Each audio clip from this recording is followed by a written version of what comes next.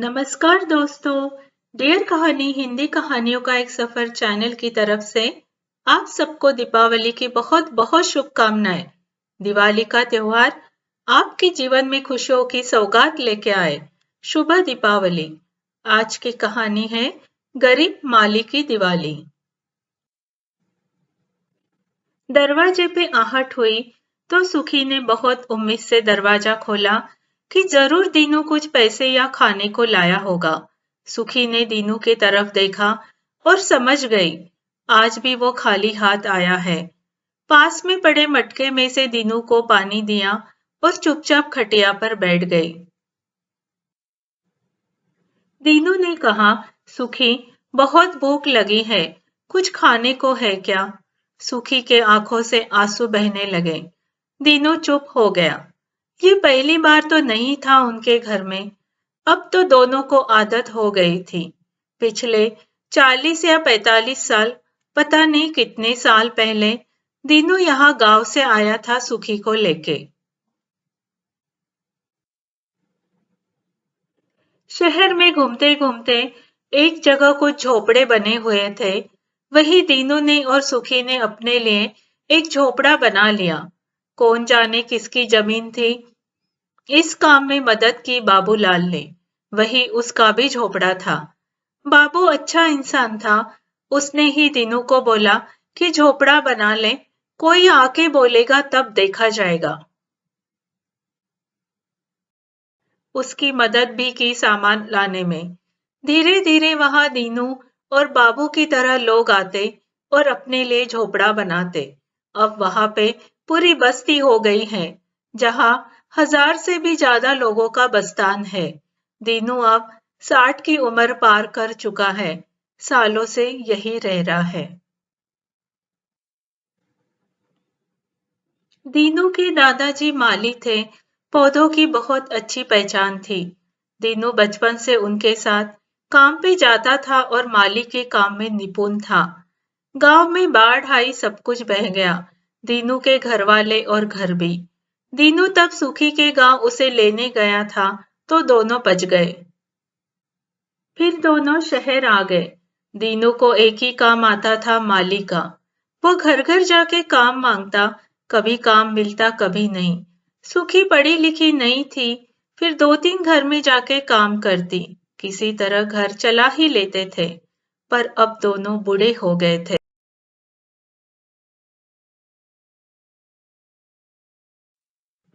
सुखी से अब काम नहीं होता था।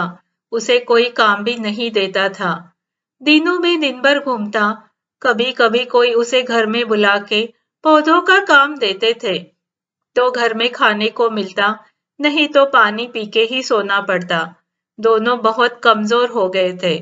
दोनों को याद नहीं कब ढंग से पेट भर खाना खाया था। बाबू रिक्शा चलाता था तो कभी 10-20 रुपए देता था, तो कभी बाबू की पत्नी रोटी लाकर देती।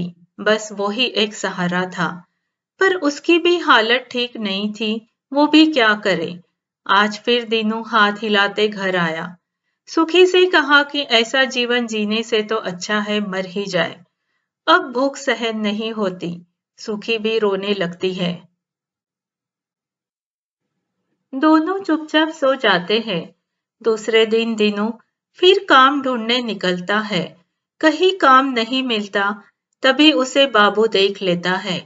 बाबू उसे कहता है कि पास में एक मंदिर है, वहां कोई सेठ खाना बांट रहा है, चलो वहां चलते हैं। खाने का नाम सुनकर दीनू के आंखों में चमक आ जाती है। वो और बाबू मंदिर जाते हैं। वहां पे पूरी सब्जी चावल खीर दोनों खूब खाते हैं और दोनों अपने घर के लिए भी पत्तल ले लेते हैं। दीनू जल्दी से घर आता है और सुखी को खाना देता है। सुखी बहुत खुशी से सब खाती है। वो कहते हैं ना, जब पेट भरा हो तब इंसान का दिमाग काम करता है, नहीं तो भूखे पेट सिर्फ वो खाने के बारे में ही सोचता है। दीनू आराम से खटिया पे लेटे सोचता है कि ऐसा क्या किया जाए जिससे उसे काम मिले और 2 वक्त का खाना भी। तभी बाबू आता है, दोनों बातें करते हैं। बाबू कहता है कि जहां हम रह रहे हैं वो मुख्य शहर से थोड़ा दूर है, या ये कहें कस्बे जैसी जगह है। यहाँ पे कम आमदनी वाले लोग ज्यादातर हैं। अगर हम शहर जाते हैं तो वहाँ दीनू जैसे लोगों की बहुत मांग है। पर बाबू, दीनू ने कहा, ये बात तो कितने सालों से तू मुझे कह रहा है, इसमें नया क्या है? देख दीनू, मैं जो कह रहा हूँ सोच समझ के कह रहा हूँ। तुझे कई सालों से कह रहा हूँ कि शहर में अच्छे इलाके में जा, तुझे काम जरूर मिलेगा। पर हमेशा तू कहता है कि यहाँ रहने के कोई पैसे नहीं लगते। शहर में जाके किराया कौन देगा? लेकिन कई अमीर लोग होते हैं जो रहने का भी इंतजाम कर देते हैं। कुछ सालों बाद तो तुझे बिल्कुल ही काम नहीं मिलेगा, फिर क्या करेगा? तुझे अब इस झोपड़े का मोह छोड़ना होगा, तभी कुछ हो सकता है। मैं कल शहर जा रहा हूँ, तू भी चल मेरे रिक्शे में। दीनू को लगता है बाबू ठीक ही कह रहा है। रोज रोज उसे खाना कौन खिलाएगा? एक बार जाके देखते हैं। दूसरे दिन दीनू और बाबू शहर जाते हैं। बाबू उसे अच्छे इलाके में लेके जाता है। दीनू घर घर जाके काम मांगता है, लेकिन उसकी उम्र और हालत देख के कोई काम नहीं देता। हाँ, एक घर में उसे बचा हुआ खाना जरूर देते हैं। बाबू को लेकिन काफी सवारियां मिलती हैं। खैर, अब वो रोज शहर जाते हैं और अलग अलग इलाके में जाते हैं। दीनू सब जगह काम मांगता है। ऐसे ही 7-8 दिन बीत जाते हैं। बाबू की कमाई अच्छी हो रही थी, तो वो दीनू के यहाँ खाना देके जाता था। और उसे दिलासा भी देता था कि उसे अच्छा काम जल्दी ही मिलेगा। एक दिन बाबू और वो एक जगह जाते हैं। वहां पे बड़े बड़े सेठ लोग, अमीर लोग रहते हैं।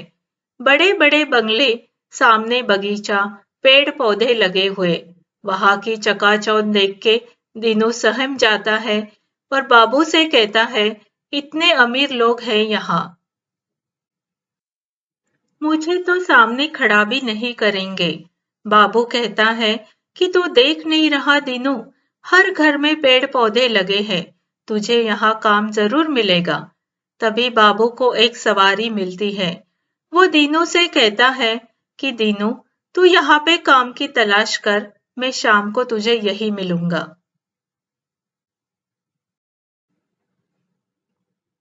दीनू डरते डरते 2-3 घरों में जाके काम मांगता है, लेकिन वो उसे बाहर से ही भगा देते। दीनू मायूस हो जाता है, लेकिन क्या करे, काम तो तलाशना ही पड़ेगा। थोड़ी देर चलने के बाद वो एक बड़े से हवेली नुमा बंगले के पास आता है।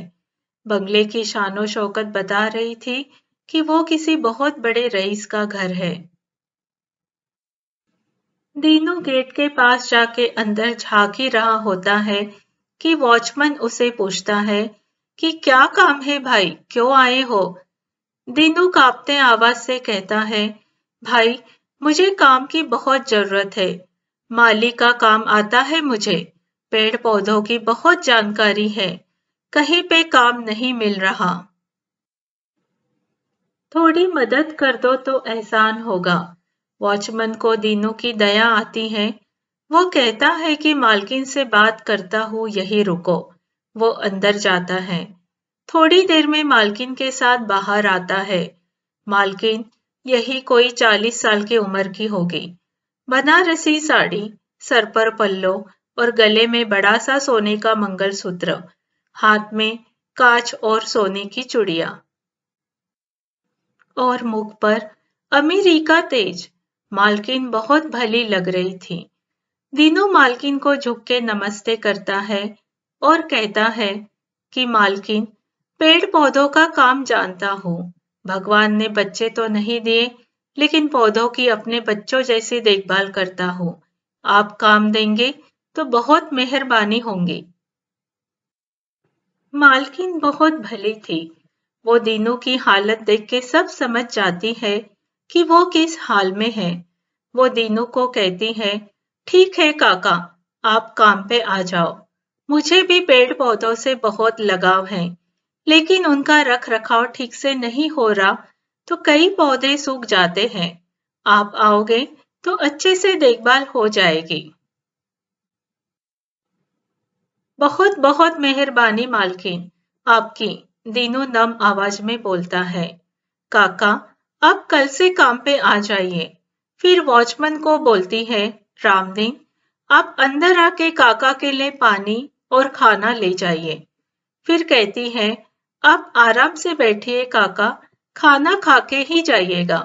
दीनू मारी खुशी से वहां पेड़ के नीचे बैठ जाता है। थोड़ी देर में रामदीन सब्जी पराठा लेके आता है। दीनू पेट भर के खाता है। फिर रामदीन वॉचमैन उसे 50 का नोट देता है और कहता है कि मालकिन ने देने कहा है। कल 10 बजे सुबह से काम पे आ जाना। शाम के 4 बजे थे, बाबू आता ही होगा। दीनू वहां से वापस पुरानी जगह आता है और बाबू का इंतजार करता है। थोड़ी देर में बाबू आता है। दीनू का खिला चेहरा देख के समझ जाता है कि कुछ अच्छा हुआ है। दीनू उसे सब बताता है। बाबू कहता है, वो सब तो ठीक है दीनू, लेकिन पैसों की बात की क्या, कितने देंगे? नहीं तो, दीनू कहता है, ऐसी तो कोई बात नहीं हुई। वो लोग भले लोग हैं, वो अच्छे ही पैसे देंगे। ये देखो, अभी काम भी शुरू नहीं हुआ और 50 का नोट दिया है और खाना भी। बाबू चुप हो जाता है। उसे लगता है जाने दो। दीनू को बहुत मुश्किल से काम मिला है। उसे काम करने दो। क्या पता अच्छा पैसा दे। दीनू घर आता है और सुखी को सब बताता है। दोनों बहुत खुश है। मालकिन ने दिए हुए पैसों से हफ्ते भर का दाल चावल तो आ ही जाता है। दूसरे दिन खुशी खुशी दिनों मालकिन के यहाँ जाता है। मालकिन उसे पूरा बगीचा दिखाती है। दिनू देखता है कि कई पेड़ पौधे देखभाल के अभाव में मुरझा गए हैं। काफी सारी जगह खाली है जहाँ पौधे लगा सकते हैं।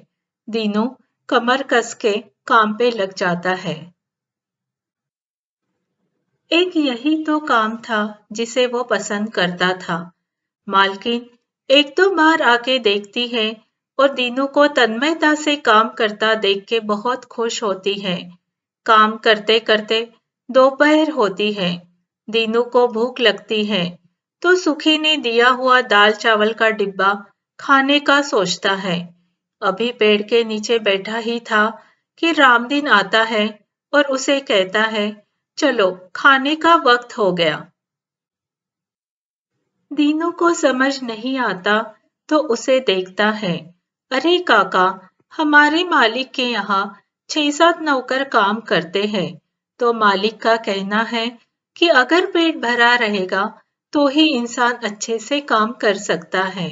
इसीलिए दोपहर का खाना वो लोग ही देते हैं। क्या? दीनू अचरज से बोलता है। ऐसे भी लोग होते हैं दुनिया में। चलो काका, अब दीनू रामदीन के पीछे जाता है। बंगले के साइड में एक कमरा होता है जहाँ खाना लगा होता है। रोटी सब्जी दाल चावल अचार पापड़ दही। दीनू बहुत मन से खाता है और मालिक को हजारों आशीष देता है। फिर उसे लगता है कि सुखी यहाँ होती तो कितना अच्छा होता, वो भी खाना खाती। बेचारी सिर्फ थोड़ा सा दाल चावल खाई होगी। दिनू फिर काम पे लग जाता है। 5 बजे रामदीन उसे फिर बुलाता है कि चाय का वक्त है। दीनू ने पता नहीं कितने सालों बाद दूध वाली चाय पी और साथ में टोस्ट भी खाए। 6 बज जाते हैं। दीनू अपना काम खत्म करता है और रामदीन से बोल के जाने लगता है। तभी रामदीन उसे एक पैकेट देता है। कहता है, दोपहर में सब खाना खाने के बाद जो बचता है, मालकिन उसे सब नौकरों में बांट देती है कि घर पर लेके जाए। दीनू बहुत खुश होकर पैकेट लेता है। बाबू के साथ घर जाता है, सुखी को खाना देता है और उत्साह से सब बताता है। दोनों के लिए 2 वक्त भरपेट खाना मिलना स्वर्ग मिलने से कम न था। दीनू और बाबू रोज सुबह काम पे जाते और साथ में वापिस आते। बाबू की भी अच्छी कमाई हो रही थी और दीनू को रोज भरपेट खाना मिल रहा था। वैसे बाबू उसको कई बार बोला था कि पैसे की बात कर ले, लेकिन दीनू को इस वक्त पैसों से ज्यादा खाने का महत्व था, तो उसने पैसों की कोई बात नहीं की। दीनू बहुत लगन से काम कर रहा था। उसने बगीचे के एक भाग में सब्जियां लगाई, फलों के पेड़ लगाए। एक भाग में सिर्फ गुलाब और दूसरों में कई तरह के फूलों के पौधे लगाए, बेल लगाई। दीनू सूखे पत्तों से और कचरे से खाद बनाता और पौधों में डालता। मालकिन दीनू के काम से बहुत खुश थी। दीनू को काम करते करते 25 दिन हो गए थे। 7-8 दिन बाद दिवाली का त्योहार आने वाला था। बंगले में दिवाली की तैयारी जोर शोर से चल रही थी। सजावट का सामान, लाइट, नए कपड़े, नया रंग और न जाने क्या क्या, हजारों रुपए खर्च कर रहे थे। दीनू को याद है गांव की दिवाली। घर में खूब पकवान बनते थे। दादाजी बच्चों के लिए पटाखे, नए कपड़े लाते थे। गांव के मेले में सब जाते थे। तरह तरह की मिठाइयाँ खाते थे। सोचकर दीनू के मुंह में पानी आ गया। यहाँ आने के बाद तो दिवाली कभी मना ही नहीं पाया। इतने पैसे ही नहीं मिलते कि पकवान बना सके, नई चीजें ले सके। सुखी जहाँ काम करती, वो लोग कुछ देते, उसी में दिवाली मना लेते। दीनू और सुखी को दिवाली का त्योहार अच्छे से मनाने की बरसों से चाह थी, पर कभी पूरी नहीं हो पाई। हर दिवाली में वो मन मसोस कर रह जाते। खैर, दीनू सोचता है गरीब की क्या दिवाली क्या होली, सब दिन एक जैसे होते हैं। जिस दिन भरपेट खाना मिले वो दिन दिवाली का होता है। खैर, दीनू काम करने लगता है। शाम को बाबू उसे बोलता है कि दिवाली आने वाली है, अब तो मालकिन से पैसों की बात करो। दीनू फिर टाल जाता है। खैर, महीना पूरा हो गया था। आज दिवाली का पहला दिन है। बंगले में खूब रौनक है।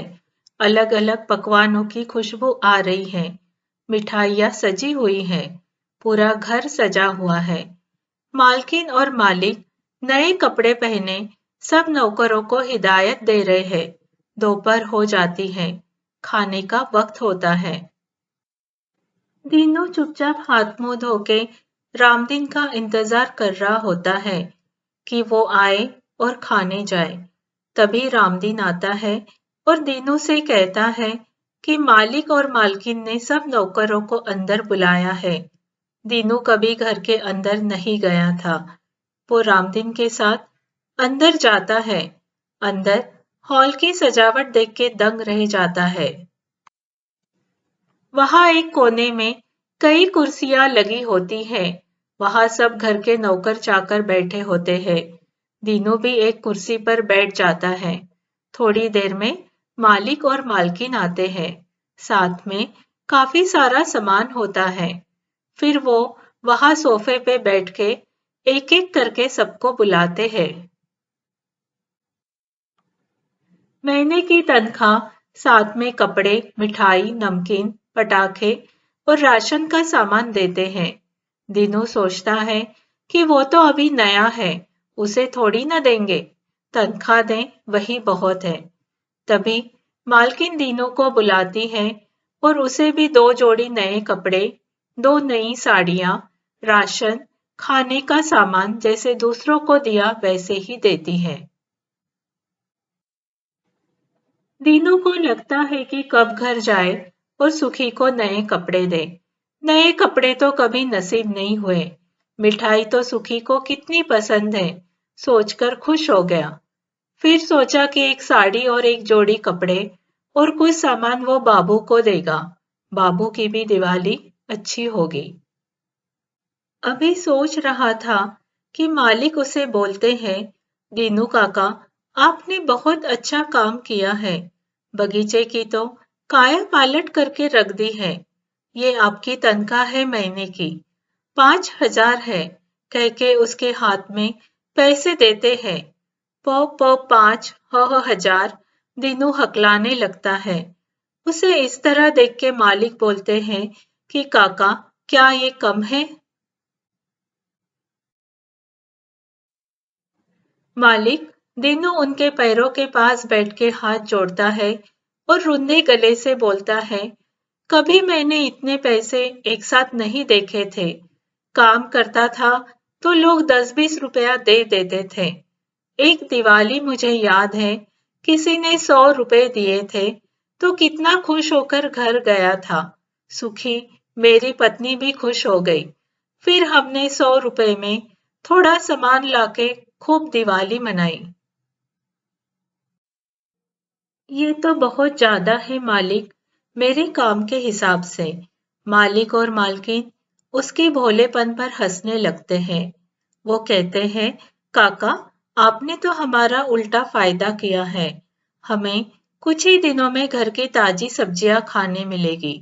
आपने बगीचे में सब तरह की सब्जियां जो लगाई हैं,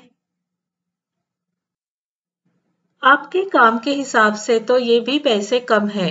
दीनू कांपते हाथों से पैसे लेता है। फिर मालकिन बोलती है कि कल से 3 दिन की छुट्टी है। आज सबका दिवाली का खाने का इंतजाम किया है, वो खा के सब घर जा सकते हैं। दीनू अन्य नौकरों के साथ खाने जाता है। वहां तरह तरह के पकवान और मिठाइयाँ रहती हैं। दीनू ने पता नहीं कितने सालों बाद दिवाली के पकवानों का आस्वाद लिया था। वो तृप्त हो जाता है। जाते जाते रामदीन उसे घर के लिए भी खाना पकवान देता है। 4 बज गए थे तो दीनू को लगता है कुछ ही देर में बाबू आ जाएगा। दीनू थोड़ा इंतजार करके फिर जाता है। बाबू थोड़ी देर में आता है तो थोड़ा उदास रहता है। वो कहता है कि दीनू, आज दिवाली का पहला दिन है और कुछ खास कमाई नहीं हुई है। हर साल बानू उसकी पत्नी को बोलता हो कि दिवाली अच्छे से मनाएंगे, लेकिन ऐसा होता ही नहीं। हर दिवाली तो बस रोटी सब्जी खा के ही निकलती है। दीनू उसे कहता है, बाबू मेरे दोस्त, इस बार ऐसा नहीं होगा। हम लोग मिलके खूब धूमधाम से दिवाली मनाएंगे। वो कैसे? बाबू बोलता है। दीनू बाजू में रखे सामान की तरफ इशारा करता है। अरे बाबू का उधर ध्यान ही नहीं गया था। बाबू भी बहुत खुश होता है। दीनू उसे कहता है कि पूरे 5,000 मिले हैं और कपड़े सामान अलग। फिर बाबू को 2,000 देता है, कहता है, चलो घर चले। इस सामान से हम सारे दिवाली मनाएंगे। दोनों घर जाते हैं। बाबू अपनी पत्नी बानू को भी दीनू के यहाँ बुला लेता है।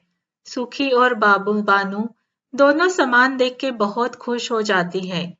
वो बच्चों की तरह कभी पकवान खा रही होती है, तो कभी पटाखे देख रही होती है, तो कभी राशन का सामान एक दूसरे को दिखा रही होती है, तो कभी नई साड़ी पे हाथ फेर रही होती हैं। उन्हें ऐसे बच्चों जैसा बर्ताव करते देख दीनू और बाबू हंसने लगते हैं। बाहर कोई बोल रहा होता है, दिवाली मुबारक हो। ये दिवाली आपके घर खुशियों की सौगात लेके आए। शुभ दीपावली। दोस्तों, जैसे दीनू के मालिक की वजह से दीनू और उसका परिवार दिवाली मना पाया, वैसे आप भी किसी के लिए कोशिश कीजिए कि वो दिवाली खुशी से मना पाए। डियर कहानी चैनल की तरफ से आप सबको शुभ दीपावली।